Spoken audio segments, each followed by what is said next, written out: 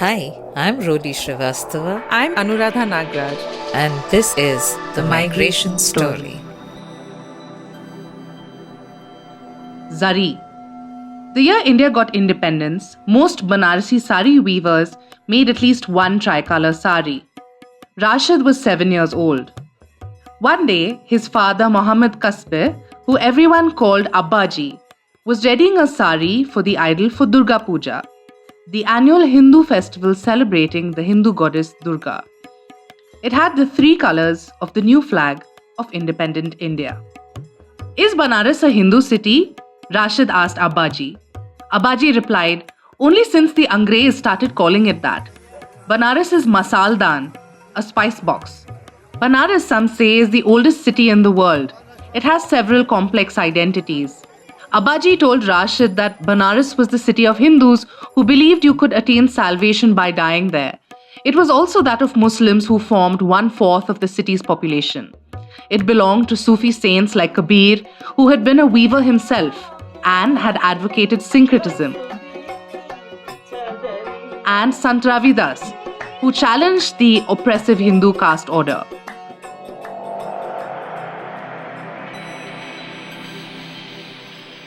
So the fact that all the almonds that we eat are complete seeds, full unbroken seeds, are because somebody is manually shelling them. For a 23 kg bag that a supplier is paid 1750 rupees, a worker like Syeda gets 40 rupees. And that takes 12 hours at least to break one or two bags, right? Every year, we see news stories around a certain time where it tells us that the female labor force participation has gone down. Yeah. And when you look around, you see women working everywhere. So how come this labor force participation is sort of going down? And that also tells us that most of these women who are now part of this cheap female labor economy are not counted in those surveys. Saida did 50 jobs. This include from making tea strainers to making festival goodies to embroidering motifs on saris and garments to making cycle brake wires to making doorknobs. So every possible thing that we use in our lives are made by women like Saida. And even after working for 12 to 16 hours a day, she never made more than 1/5 of the daily wage. Good afternoon, Neha. Thank you so much for joining us. And for a quick introduction to listeners today, I have with us Neha Dixit, who is a journalist who has been working on issues of labor, gender, and multiple other key issues, and is the author of the book titled The Many Lives of Syeda X. So, hello again, Neha, and thank you for being with us today. Thank you so much, Namrata. Very happy to talk to you about this. Excited. We're excited too. So, can you talk a little bit just about your past work by way of an introduction to us? And maybe tell us how and why you came upon this story. Why did you decide to write about it? So I've been a journalist for the last 18 years. I look at intersections of politics, gender, and social justice. And a lot of my work is investigative and long form in nature. That's what I do. For the last 13 years, I've been working independently. And this book, The Many Lives of Syeda X, is something that I started working on in 2014 and we published it in 2024. So it almost took 9.5 years to finish it. I started working on it because in 2012, after the anti-rape movement, there was a lot of possibility within the news organizations to write about gender-based violence or inequality, gender-based inequality. But I realized that it was very sensationalist in nature and very episodic in nature. It ignited a widespread outrage across the country. India had decided enough is enough. Silent marches were taken out in Delhi, which later turned violent. And while I was also reporting on it, I realized that I had done a story on a number of women who had faced sexual violence during the Muzaffarnagar 2013 riots.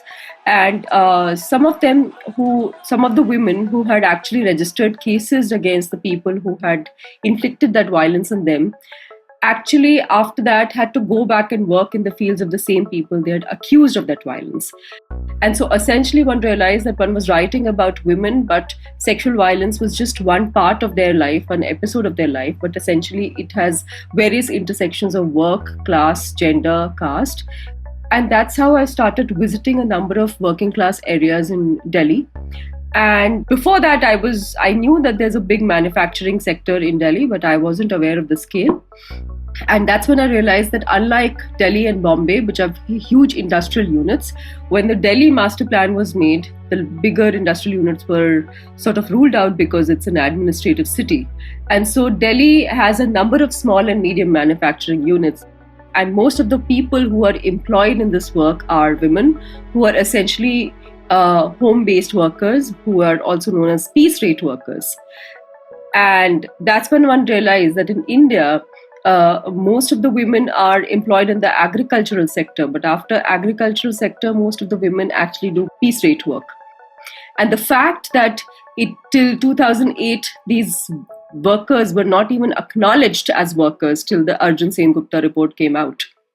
So that sort of baffled me. And then that's how I decided to focus on a couple of people I met, and the book happened. Okay, wonderful. I think many readers across the country will be very pleased that the book happened. Perhaps we could start off, as you said, you have traced Syeda's life over more than 9 years. So perhaps we could start off where the book starts off, where you talk about the handloom sector and what was work like for her on an everyday basis. So essentially, Syeda in the last 30 years, she's done 50 jobs. Out of those 50 jobs, one of the jobs is weaving. So she was traditionally from a weaving family in Banaras. And because of situations that I'll explain in a minute, she moved to Delhi. And since then, she's done several other jobs that include the handloom and weaving and textiles and many other things. Syeda, like I said, she was a weaver, and after the Babri Masjid demolition, her loom was burnt down in the riots. And that's when, this is the time when the markets opened up. I also propose to revise upward the existing specific rates of excise duty on tires, tubes and flaps. However, we have to harness all our latent resources for a second industrial revolution and a second agricultural revolution. This was also the time when there was a beginning of, full-fledged sectarian politics at work. And so both the opening of the markets and sectarian politics were also sort of responsible for her situation, because while her loom was burnt down in the communal riots, at the same time, like I said, the markets opened up and so power looms were coming in. There are estimates that say that one power loom displaced 30 handloom weavers. So Syeda was also one of them. There was increased competition in the market. There were cheaper options available, and so handloom workers who had to dye their own thread and yarn couldn't really compete with the Chinese thread that had started coming into the market. So these were also economically bad times for anybody in the handloom sector or later on doing other work as well. So that's the time when she tried, after the burning of her loom, to still stay in Banaras and do her work, but it became impossible. And that's when she decided to move to Delhi with her family. Her husband Akmal, who was himself a master weaver and used to make very specific, specialized export quality Banarsi saris. And after the Babri Masjid demolition, he was incarcerated. He was accused falsely in the riots, and he was arrested. And when he came back, and when he moved to Delhi, since he moved to Delhi, he kept working as a porter and a cycle rickshaw driver, and has not been able to move to anything else. So for a person who was so particular about the kinds of saris he would weave, had suddenly become somebody who doesn't require specific skills to drive a rickshaw on his life. So the kind of psychological impact that he faced. And also then Syeda also moved with her 3 children, Shahzeb, Salman and Reshma. All of them grew up in different situations in Delhi, in various parts of Delhi, in the margins of Delhi. Initially they came to Chandni Chowk, But soon enough, because there was an MC Mehta judgment that said that Delhi is getting polluted, and it started with that, and we keep hearing that every once in a while, the smaller industries were sort of moved out of Delhi and sent to the margins, and that's when the workers also went.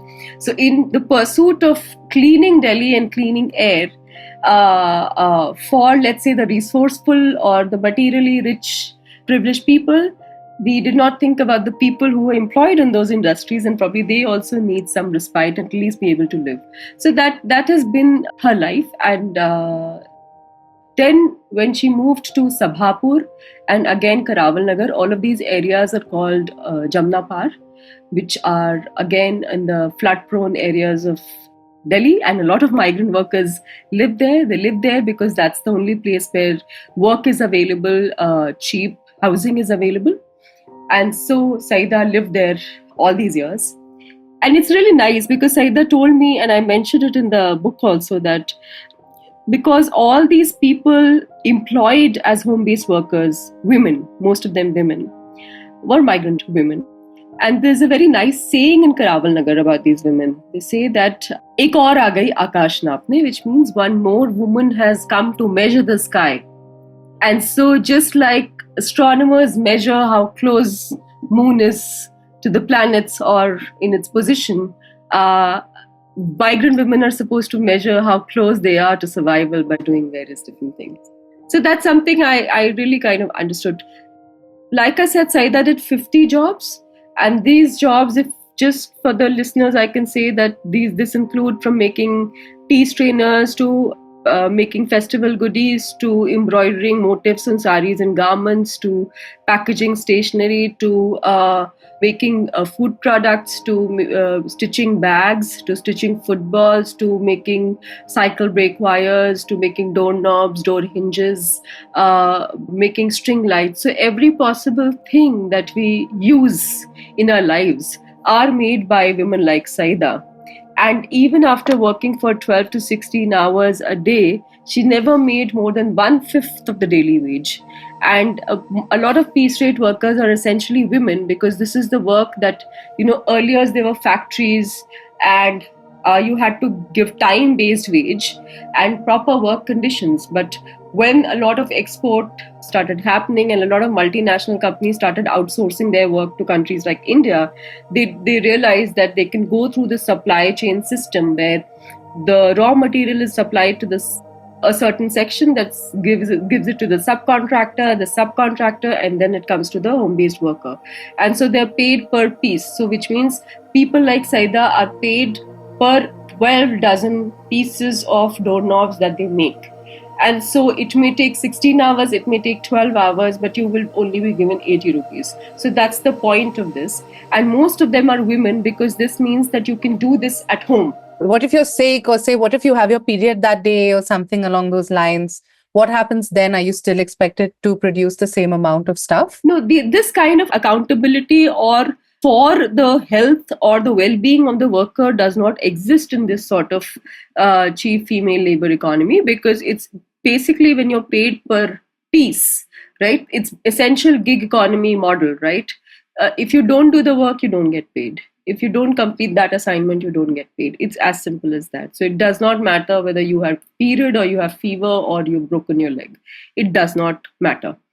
And I want to say this, that a lot of times, like I said, the state did not for the longest time acknowledge that these women are workers. Even the National Sample Survey, NSSO data for the longest time, which is supposed to be most comprehensive, could not sort of register that a lot of women are workers. But when you talk to these women, I'll tell you why. Because when initially I used to go and speak to the women and ask them, do you work? They would say, no, we don't. And then you would point out and say that, but I am seeing you making these, tea strainers.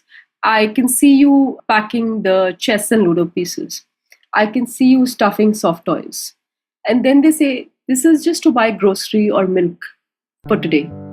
So there are two parts to it. One is the fact that women are so sort of conditioned to do unpaid work, that the little that you get, because the wages are so low, because you're paid per piece, you do not think that you're a worker and you deserve equal wages. So they themselves do not acknowledge that they're workers. And when you do not acknowledge that you're a worker, you don't demand for better. So that's one part of it. And the second thing is that I realized that in the same areas, the men would sit unemployed the whole day and not take up work till they were given 250, 300 rupees per day for those 8 hours. And so that also tells us the kind of lack of self-worth women have. And men have more sense of self-worth. And so till they do not get the bare minimum, they don't do it. So that I can't generalize it, but at least in my observation, I saw that this was something that was also happening. Yeah. So these are, and then the one more thing that I kind of understood was that every year we see news stories around a certain time where it tells us that the female labor force participation has gone down, right? And when you look around, you see women working everywhere. Everywhere you see women are doing something. So how come this labor force participation is sort of going down? And that also tells us that most of these women who are now part of this cheap female labor economy are not counted in those surveys. That's so fascinating. And the interesting thing is here, we're only discussing even the things that a woman does to which there is some kind of economic rating or outcome in the form of some type of pay. And I'm sure that there is a lot of invisible work on top of this already invisibilized work in the labor market, which women do, for instance, in child rearing and all of that. And this comes up as a theme in your book as well, like how, for example, even in Syeda's case, how she steps into different types of roles depending on what the circumstances necessitate. Rather than necessarily this being something which she wants to do so much, So it's very interesting from that perspective. Was there specific jobs that she did that really stood out for you? Okay, let me use the example of almond work, right? So Syeda and many other women that I write about in the book, at every winter, they actually are engaged in walnut and almond cleaning work. Now, what is this? Let me give you an idea. Basically, all of us across the world and even in India, we get Californian almonds, right? California almonds. California almonds are basically a lot of North American almond growing companies. They send the almonds to countries like India for manually breaking the shell and taking out the seed. Why does this happen is because if you break the shell with a machine, you do not get the full seed. So the fact that all the almonds that we eat are complete seeds, full unbroken seeds, are because somebody is manually shelling them. This is the work that Syeda and many women do every year in the winters. And that, let me break it down in terms of money. For a 23 kg bag that a supplier is paid 1750 rupees, a worker like Syeda gets 40 rupees. And that takes 12 hours at least to break 1 or 2 bags, right? This breaking of the shell is kind of difficult because you have to soak, a lot of times the almond workers have to soak the shell in acid and then break it with their bare hands. And so there is a joke amongst almond workers that women who work in the almond work learn to eat with spoons and forks. And that's because you soak your fingertips in acid and they get completely wounded, and so you can no longer have the food with your hand. That's the joke. The factories, what they call factories, are essentially because a lot of times either you take the bag home to break them, or because there's a lot of almond dust that comes from the shell when you break it, and there are all kinds of regulations because it's bad for your lungs if you breathe that air. So they are done in a very sort of clandestine way. This work is done in a very clandestine way. So there are all these basements and small rooms in houses where almond workers enter at 2 a.m., 3 a.m. in the morning from a window, and then they're supposed to be inside that room for 12 hours till they finish their work. And so they can't get out. So a lot of times, so in popular parlance amongst workers, they call it a factory. Now the activists can call it a sweatshop, and the labor inspectors can call it an illegal factory. But essentially the workers call it factory because factory is a place where they go and work. It's their workplace, and the workplace may not have toilet, the workplace may not have ventilation, but that's the place where they go and work. So I was very moved by this because firstly I was very ignorant that the almond that I'm eating in the morning is being broken by the women in this sort of situation and space and paid so lowly. Syeda, when she came to Delhi in 2009, she was part of an almond workers strike where they said that we don't want 40 rupees, give us 60 rupees for a 23 kg bag. So just a 20 rupee raise. And this is the first time, because you have to understand, in home-based work, unlike a place where you have a factory and you go and work, where everybody works in the same factory, makes the same products and has the same concerns. In home-based work, it's very difficult to sort of unionize and mobilize people, because I am sitting in my house making Ludo and chess pieces. You are sitting in your house preparing bindi packets and sticking bindis manually. Somebody else is cleaning almonds, and the fourth person is making cycle brake wires. Our timings are different. The work we do is different. So that is sort of complicated when it comes to sort of unionizing and mobilizing people. So in that context, this 2009 strike was really, really important, because some people managed to bring all the women together to demand something like this. And it was the largest, one of the largest and rarest strike in the unorganized sector in Delhi. And that strike, because it happened in November and December, it increased the global prices for almonds, because in the Western world, people start using almonds for their New Year and Christmas celebrations. So that to me was very moving. And once this happened, the subcontractors tried to outsource this work to some other workers, and then realized that the work that they call, which they think is actually unskilled work, it requires a lot of skill, because the other workers who were trying to do it started breaking the seeds. So they did not work it out, and eventually they increased the rate by 10 rupees. So the fact that, and to which Syeda said that her daughter sort of commented that you did all this to get a 10 rupee raise, and to which Syeda said that, at least somebody heard us. Nobody even at home listens to what we want. Somebody heard us. And the fact that it further gives Syeda the confidence to enter public offices or police stations, that comes in very handy every once in a while. Her sons are picked up by police on some accusation and some fake charge. So the mobilization and the mobilization happens because they come out and they come together to ask for better wages. Those are always the more heartening stories when there is some outcome, even if it is marginal, I think. गर्मी में कमाई हो ही नहीं रहा sir, बिल्कुल भी नहीं। सुबह से शाम तक रोटी के पैसे भी नहीं निकलते। मैं यहाँ 30-35 साल से ठिया लगाता हूँ। गर्मी इतना पड़ रहा, तिरपाल हटाओ जी, ये करो जी। मैं तो सोच ही नहीं पाता कि मैं अपने भी बच्चों को पालूँ कैसे, माँ बाप को पालूँ कैसे। और गर्मी का इतना गर्मी है, कभी ऐसा होता है कि मैं गर्मी से गस्त आ जाता, चक्कर आ जाता है, अड़ोस पड़ोस वाले उठाते हैं, पानी भी डालते हैं। अभी कितने सारे वेंडर ऐसे परेशान हाल है जो कर्ज ले करके अपने घर को चला रहे हैं, कर्ज ले करके। अब ऐसा वक्त आ जाता है जो वो उसको खुद को खाने का नहीं होता है। This is the economic face of climate change, and it's already here. Watch the video story on how the heat waves are making Delhi's migrant workers poorer, only on the migrationstory.com.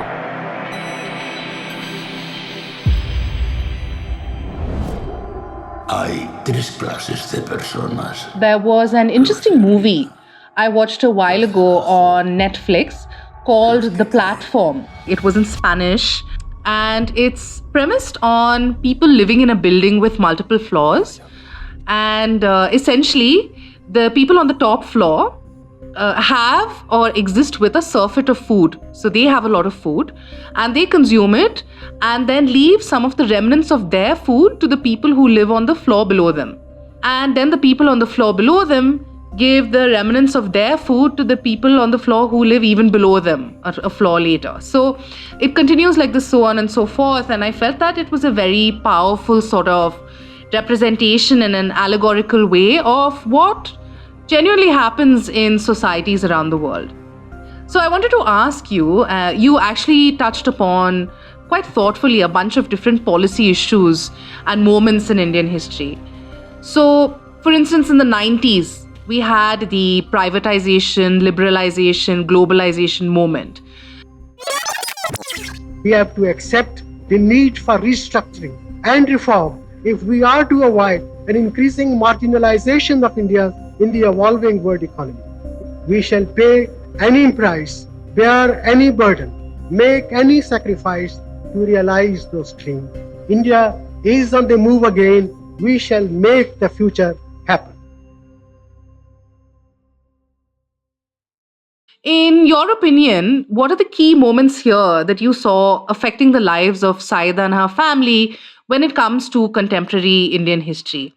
Were there specific policy moments that you saw which had implications in particular for the lives of Syeda and her loved ones? So I actually have not particularly focused on various policy movements. So for instance, the fact that a Right to Education Act is passed, but at the same time, Saida's children are sort of struggling in school for various reasons because of their religion or because of their class, or the fact that Saida's daughter Reshma starts working in a mall. And so while there is demonetization and people are trying to spend away all the cash that they have in these malls while she's working as a bathroom attendant, at home she sees how home-based workers are kind of struggling and not able to cook more than once a day. So those are the things that one, not very consciously, but every once in a while, if I found the opportunity, I have tried to put in. Or the fact that when Chandrayaan first was launched, and that was the time Syeda and other almond workers were waging the strike. So how there is a sort of distance between what happens up above and what actually happens on the ground, and how people are affected on the ground or not affected by it, right? The fact that Chandrayaan is launched is really not making any difference to the life of anybody on the ground, any worker, right? So those are the things one is not very, in a planned way put in, but those moments are very much there. And you talk about people not getting affected. I'll just say this because now I make it a point to say it, that, for example, till I started working on it, until I started following Reshma's work in the mall, I realized that most of the malls in India, they do not have a canteen for the workers. So I do urge anybody who's listening to this podcast, next time when you go to a mall, please ask if there's a canteen for the workers. Because what happens is, once you go in, you punch your card, you can't come out. Which means that either you carry your own food, and if you've forgotten to carry your own food, you have to buy that expensive food from the food court. And this is when you're getting a salary of 9,000, 10,000 rupees a month. And you buy that 70, 80 rupee, 100 rupee burger, which is something that you need to spend from your pocket. Largely, there is no conversation about labor and working conditions. And now, especially when everything is becoming gig economy, all of us see, when we are on the road, we see so many delivery people waiting under a tree or waiting outside a mall, getting their next delivery. And there is no space for them to save themselves from the sun or the heat or the rain or whatever. It's something as basic as that. And we are so desensitized, and it has been normalized for us so much that this is not something in the public discourse. And I say this because also we are living in times where our governments also don't really care about it. I'll give one prominent example, is that during COVID, the UP government suspended labor laws for 3 years. And it did not shake people. So you could be made to work for 18 hours, or you could be fired for anything, and the laws just didn't exist. And the fact that a government of such a big state can do that did not actually shake anyone. So I'm just saying that the kind of dehumanization, the kind of desensitization around work is something we really need to be troubled by. Can you tell me a little bit about how gender norms pan out in the workplace? Like, for instance, what are the different jobs that men do? What are the different jobs that women do? Are there sort of any gender norms surrounding ideas like, oh, she's a woman, so therefore it's better she does this job, or oh, he's a man, and I don't know, maybe he's more muscular or whatever, and therefore he's better suited to this other job because he's so strong. So, are there any norms surrounding the work that you saw Saida and her family do? Perhaps you could pick on any example and speak to it. So, for example, in the home-based work, Saida at one point used to work in a pressure cooker factory. Again, I want to repeat, factory is not technically a factory, it's just a place where she goes to work. In this pressure cooker factory, the men and the women did the same work. But the women were paid 5,000 rupees for a 12-hour shift per month, and the men were paid 6,500 rupees. And it was just the norm, and nobody challenged it. Because when you raise any questions, you are thrown out. You are dispensable, basically. In the piece rate work, the suppliers and the subcontractors are always men. It also means that you're talking to several kinds of people, you're more available in the public space. So, and when you're a subcontractor, obviously you earn a little more than the home-based worker, although there's not much of a difference. So that's one. And the gendered part, like I said, was that the fact that this whole piece rate work is driven by cheap female labor, and it's not like the multinational companies that are using this labor or even the domestic markets that are using this labor are not aware of it. For example, there's a place called Gandhi Nagar in Delhi that claims to make 1 lakh pair of jeans every day. And this work is essentially done, a lot of it is done by women who basically cut threads from the denims, pieces that are made, put in buttons, do some kind of cleaning, dyeing, scrubbing, washing, that kind of thing. And the tailoring work, in where the assembly of all these things is done by men. So the men are employed in the factories where assembly of things is done, but the pieces are made by women.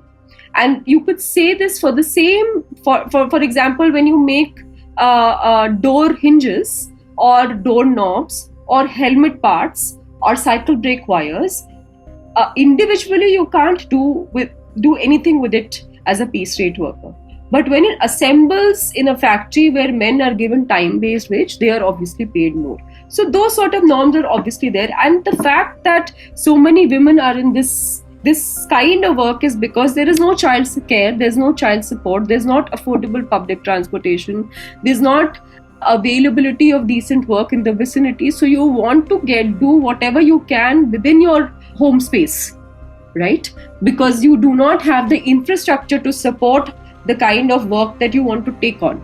And that's why women have no option but to keep doing this work. So there's a larger sort of patriarchal sort of conditions that have been used by the markets to keep creating this cheap female labor economy and keep using it to make all kinds of products and supply it all over the world. Well, I can definitely and unfortunately see the link between patriarchy or patriarchal systems and the lives of women, and the lives of women specific to the workplace as well. It actually reminded me of this because your book begins in such a compelling way. And you talk about how even when working with her husband, Saida is working on these saris with her husband Akmal. And the role she plays there is interesting because technically she's also working. But he's playing a different role and she's playing a different role. And these roles are clearly very gendered, even in this household sort of reproduction of work. And I think that is genuinely also a representation of what happens across the country in different ways. To me, Saida's story also tells me about the times that we live in where this extreme marginalization, not just because you are a worker and you're a working class person, but also because you're a Muslim woman, also because you are a migrant worker, also because you're an urban poor person, And also because you're internally displaced, and for the concerns of the privileged, you're constantly sort of pushed around. That to me is a problem. The other thing also is that her sons, both Shahzeb, Salman, and Akmal, they all suffer because of the kind of it raises questions of masculinities, because in a patriarchal system, the kind of pressures it puts on men to be the primary breadwinner, to be attacked by the police machinery, to be attacked by the surveillance machinery, to be attacked by the political players who have all kinds of bigoted ideologies, and to be attacked as a migrant Muslim man. The police would categorically come and look for young Muslim men who were migrants. And soon enough, because it is easy to pick them up, and there's nobody from your family to actually follow up and get you bail and get you outside. And so there is, this is saying that Delhi has become a city where young boys from UP and Bihar come and disappear. Right? So there are various complexities here. So it's not, when we talk about a worker or a migrant worker or about labor conditions, they're also sort of influenced by the other political sort of conditions around them. And Saida was influenced by the growing sectarian sentiments, by the growing sort of lack of plurality that appears in our discourses, by the fact that we completely sort of have no empathy for the people who are on the margins. And so all these things come together and shape Saida's lives, but also shape our lives. And that is something that was a big learning for me. Thank you so much, Neha. I think that is extremely compelling and a little sad also, but a reminder of all of the things that we need to remember and continue to work towards.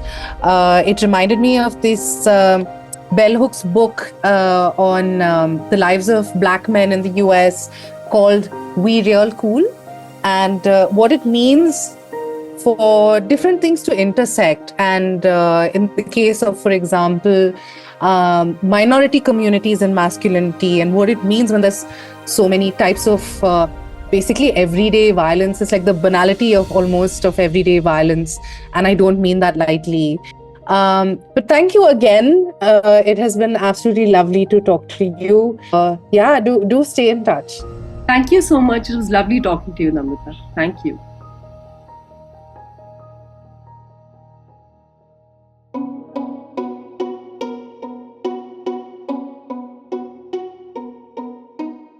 Check out our website www.themigrationstory.com for more content.